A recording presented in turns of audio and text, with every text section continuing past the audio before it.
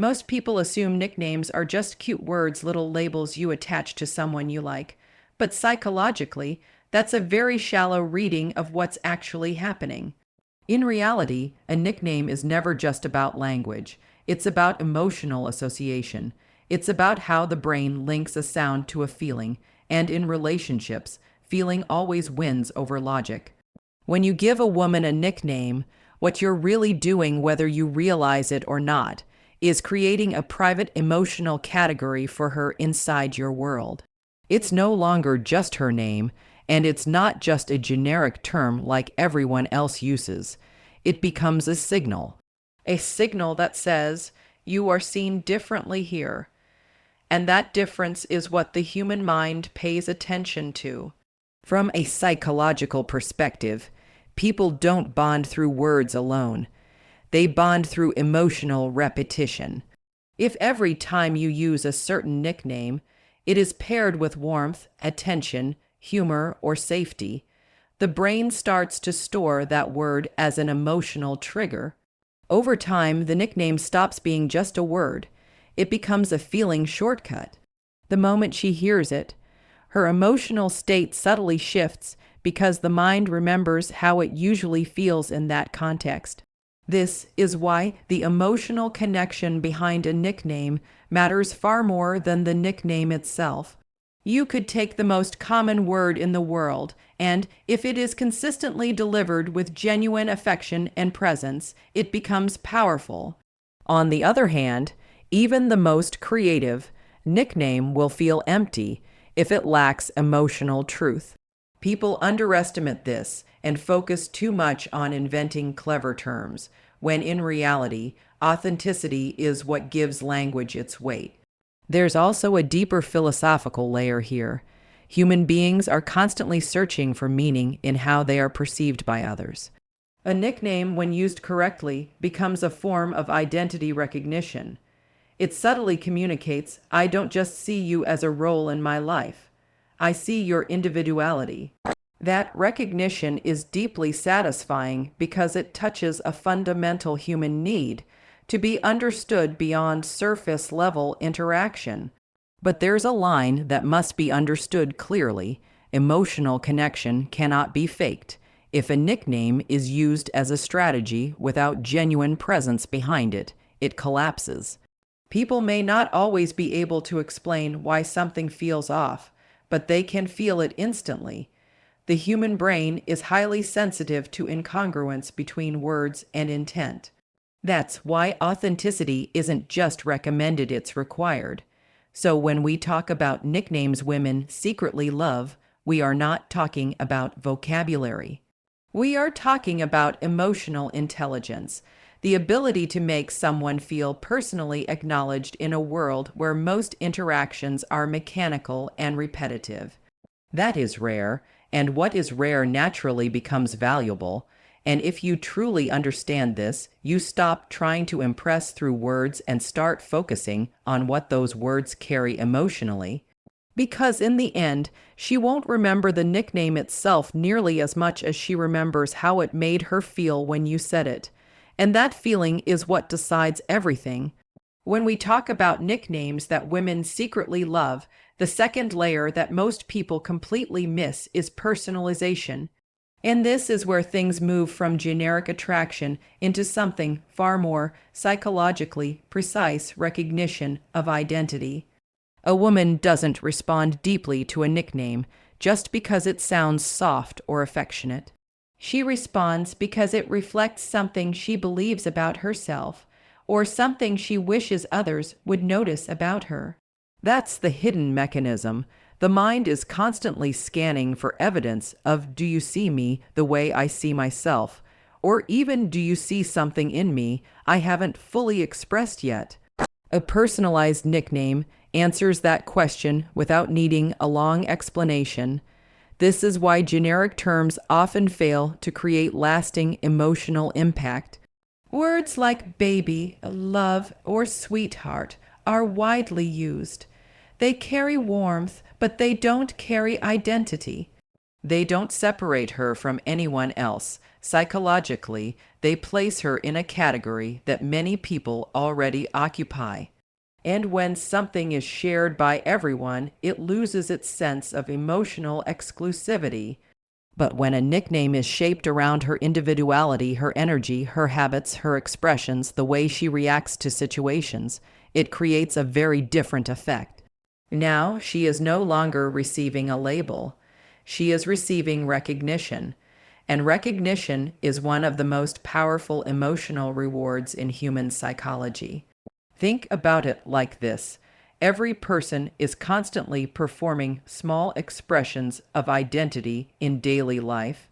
The way she laughs, the way she handles stress, the way she speaks when she's excited or quiet. These are all fragments of personality. Most people overlook them, but when someone notices and turns that observation into a meaningful nickname, it creates a moment of emotional precision. It tells her, I didn't just see you, I paid attention to you. And attention, when it feels genuine, becomes emotionally magnetic. There is also a philosophical dimension to this. Humans are not just looking to be liked, they are looking to be understood in their uniqueness. And uniqueness is fragile. It only survives in environments where it is acknowledged. A personalized nickname becomes a small but powerful confirmation that her individuality is not being erased by routine interaction. But here's where many people make a mistake. They think personalization means exaggeration or forced creativity. It doesn't. In fact, the more forced it is, the faster it loses impact. True personalization comes from observation, not invention.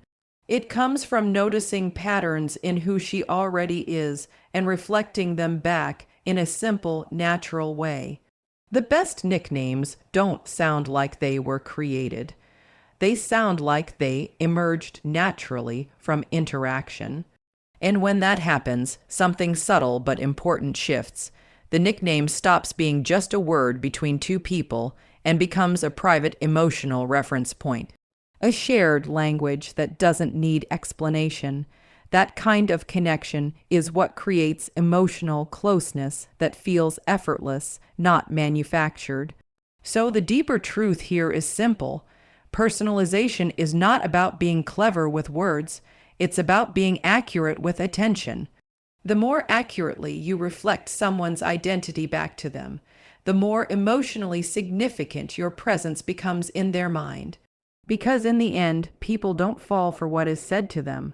They fall for the feeling of being uniquely understood, and once a person feels that, they rarely forget who made them even when someone understands emotional connection and personalization.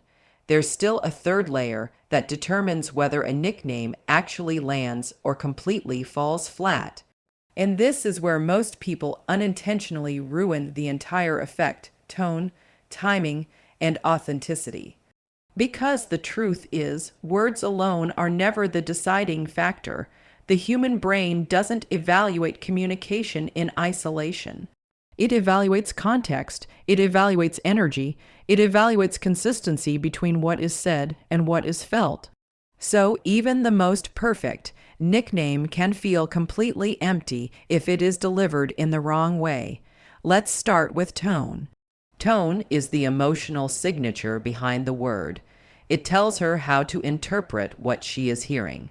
A nickname spoken with warmth and calm confidence feels completely different from the same word spoken in a rushed, distracted, or exaggerated way. Psychologically, tone is processed faster than meaning. Before the mind even analyzes the word itself, it has already formed an emotional impression based on how it was said. That is why women are often less responsive to what is said and far more responsive to how it is said. If the tone feels natural, grounded, and sincere, the nickname carries emotional weight. If it feels performative or inconsistent, the emotional value collapses instantly. People underestimate how sensitive the brain is to emotional authenticity. but it is constantly detecting whether something is real or being acted. Then comes timing. Timing is what gives meaning its emotional environment. A nickname said in the middle of laughter carries a different emotional imprint than the same nickname said during a quiet, intimate pause in conversation. One feels playful, the other feels personal. One passes through memory lightly, the other stays longer because it is attached to a moment of emotional presence. This is where emotional intelligence becomes more important than creativity. It's not about when it sounds good. It's about when it feels right. The best moments are often simple, unplanned, unforced, and emotionally aligned with the flow of interaction. Because when something is natural, the mind doesn't resist it, it accepts it, and then there is authenticity, which is the foundation holding everything together. Authenticity is not about being overly expressive or emotionally intense. It is about alignment. It is about whether your words match your actual intent and emotional state. If a nickname is used as a technique rather than an expression, the energy behind it becomes inconsistent. And people, even if they cannot articulate it, feel that inconsistency immediately. This is where many interactions fail without obvious explanation. On the surface, everything seems correct, the words are fine, the tone is soft, the timing appears appropriate. But something still feels off. That off feeling is almost always the absence of authenticity. The subconscious mind is extremely sensitive to emotional mismatch. It doesn't need proof, it only needs perception. When tone, timing, and authenticity align, something subtle but powerful happens. The nickname stops being a word used on her and becomes part of a shared emotional rhythm. It feels natural, almost effortless, like it belongs to the interaction rather than being placed into it.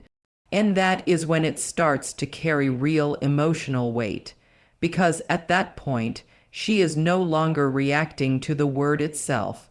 She is reacting to the experience surrounding it, the presence, the attention, the emotional stability behind it.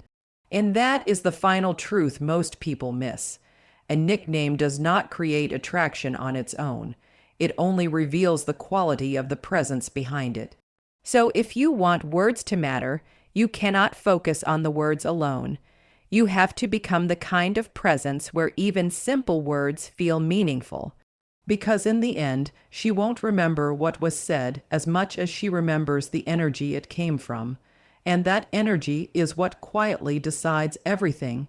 That way,